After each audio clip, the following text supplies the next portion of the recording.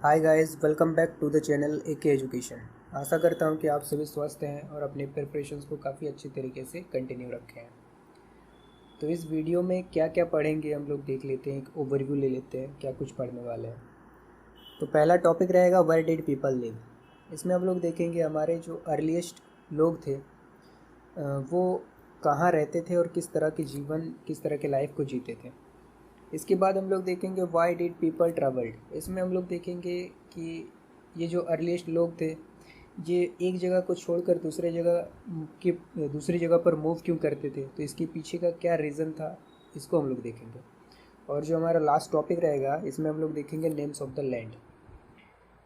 इस टॉपिक में हम लोग देखेंगे क्या कि हमारे जो कंट्री का नाम है इंडिया और भारत, ये कैसे पड़ा और इसके पीछे के इतिहास को जानेंगे।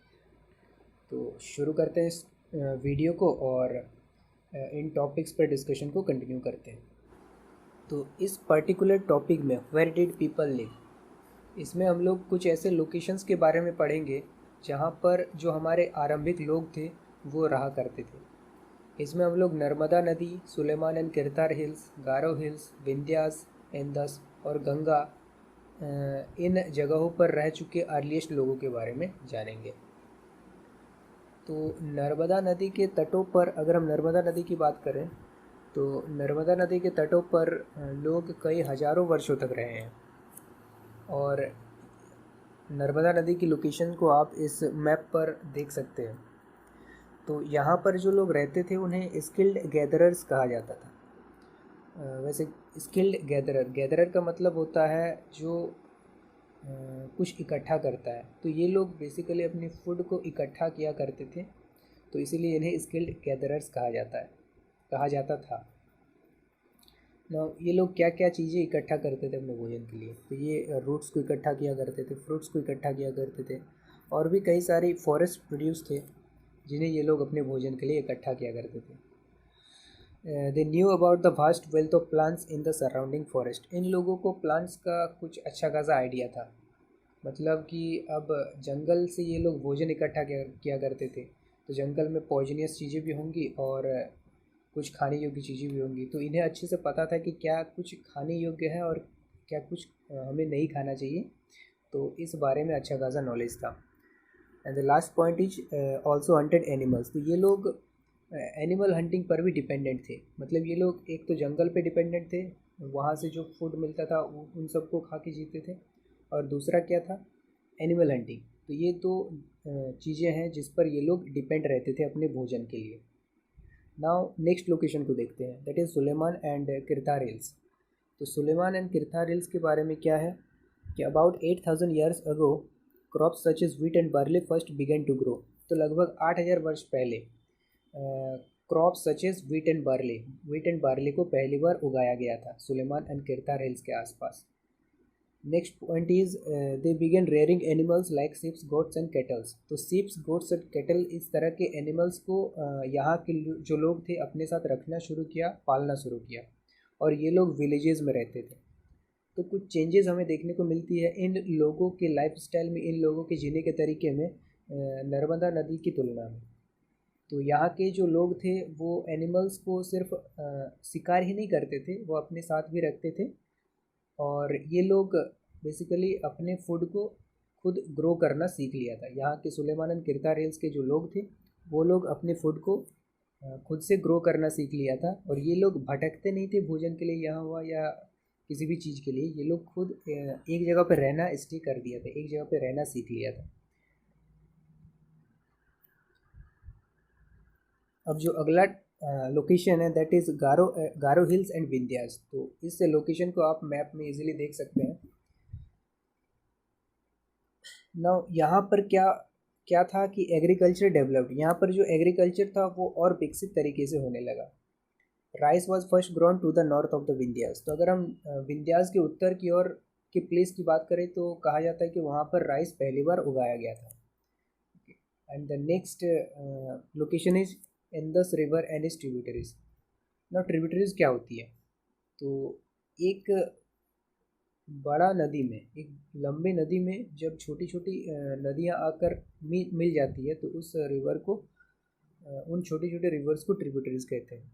तो इंदस के बारे में पॉइंट है कि लगभग 4700 वर्ष पहले some of the earliest cities flourished. तो कुछ जो अर्लीस्ट सिटीज़ थी वो इन जगहों पर विकसित होना शुरू हुआ था, बनना शुरू हुआ था।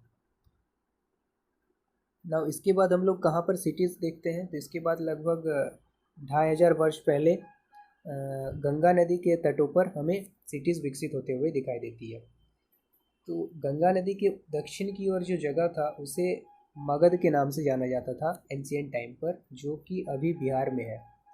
Now rulers were very powerful. तो ये जो मगध के रूलर्स थे ये काफ़ी पावरफुल हुआ करते थे और इन्होंने काफ़ी बड़े बड़े किंगडम्स को सेटअप किया था, बनाया था। और kingdoms were set up in other parts also. अब सिर्फ मगध में ही किंगडम्स नहीं थे, बाकी और भी क्षेत्र में किंगडम्स बनाए गए थे। तो ये कुछ लोकेशंस थे एंशियंट लोग जहाँ पर रहा करते थे। अब नेक्स्ट हम लोग देखेंगे why people travelled from one part of the subcontinent to another. इसमें हम लोग उन कारणों को जानेंगे जिसकी वजह से जो अर्लीस्ट लोग थे उन्हें एक जगह को छोड़कर दूसरे जगहों में शिफ्ट होना पड़ता था, जाना पड़ता था। तो पहला रीज़न है इन सर्च ऑफ लाइवलीहुड। तो जीवन के तलाश में लोग एक जगह से दूसरी जगह जाया करते थे। नेक्स्ट टॉपिक है to escape from natural disasters like floods and droughts.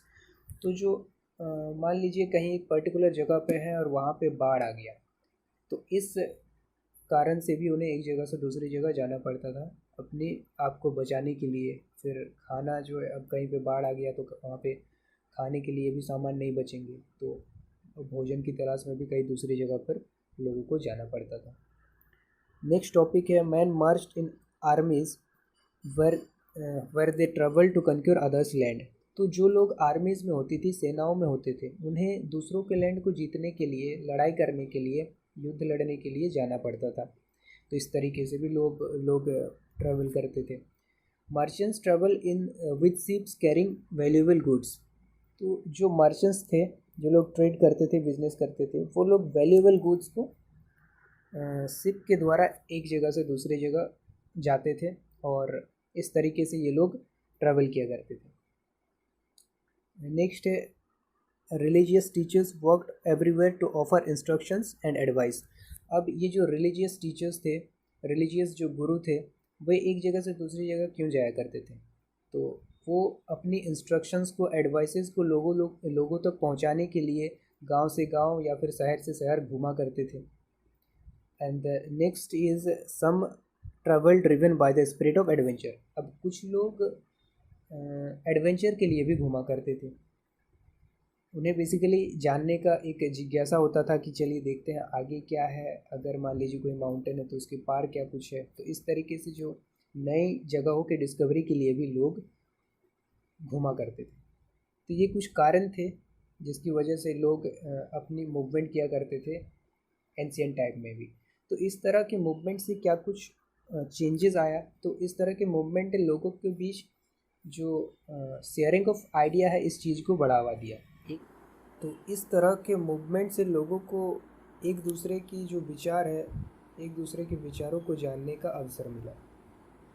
अब ये जो यात्राएं अर्लियर लोग किया करते थे, ये उतना भी आसान नहीं हुआ करता था, क्योंकि इस सब कॉन्टिनेंट के जो नेचुरल फ्रंटियर्स है, जो नेचुरल सीमाएं हैं, जैसे कि माउंटेन्स, हिल्स, सीज, ये उन लोगों की यात्राओं को और भी कठिन बना देती थी।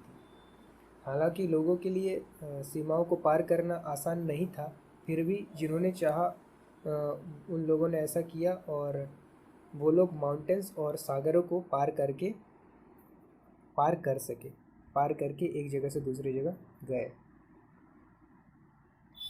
तो बाहर से भी कुछ लोग यहाँ आए और इन फ्रंटियर्स के पार इन फ्रंटियर्स को पार करके और यहीं पर आकर बस गए।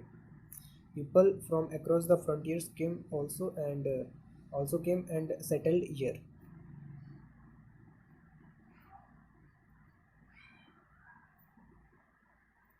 तो अगले पॉइंट को देखते हैं। These movements enriched our cultural tradition. तो लोगों के इस तरह के मूवमेंट ने हमारी जो कल्चरल ट्रेडिशन है उसको और समृद्ध किया, उसे और फैलाया। People have shared new ways of craving stones, composing music and cooking food over several hundred of years. तो कई सौ वर्षों से लोग पत्थरों को तराशने, संगीत रचने और भोजन बनाने के नए तरीक़ों को एक दूसरे के साथ शेयर करते रहे। तो मूवमेंट से इतनी सारी चीज़ें या फिर इस तरह की चीज़ें पॉसिबल हुई। अब अगले पॉइंट को देख लेते हैं, अगली टॉपिक को देख लेते हैं, that is names of the land. तो हमारे कंट्री का जो दो नाम है, इंडिया एंड भारत, तो ये कैसे पड़ा? तो अगर the word India Kemps from the Indus, जिसे संस्कृत में सिंधु कहा जाता है। इंदस नदी से हमारे कंट्री का नाम इंडिया पड़ा। तो लगभग ढाई हजार वर्ष पहले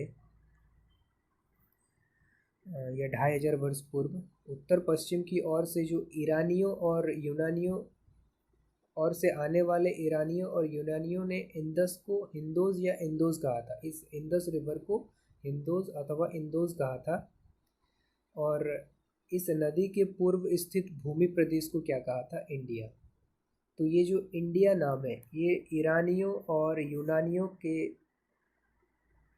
की वजह से हमारे कंट्री का नाम इंडिया पड़ा है।